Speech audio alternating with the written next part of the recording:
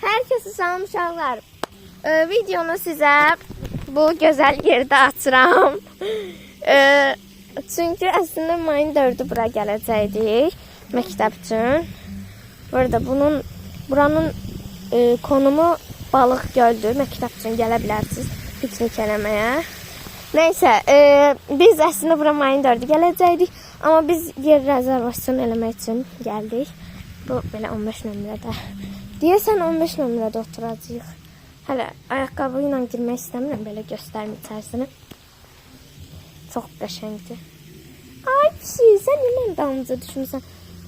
Nəysə, belə yerdir. İndi bura qısacası burada siniflə gələcəyimiz yeri turunu eləmək istədik. Burada da spor alətlər var. Tez gedək onların yanına eləyək turumuzu. Hər spor alətinə binməyə çalışacağım. Burada bir şulang var. Sulaşdı falan oynamaq üçün. Orada uşaqlar, burada çox qəşəng park falan var.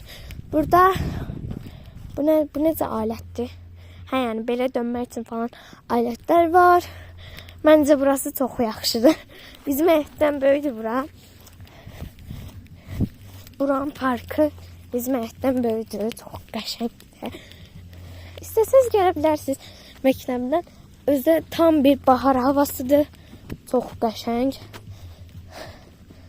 Görürsünüz. Özü sakitçilik olur.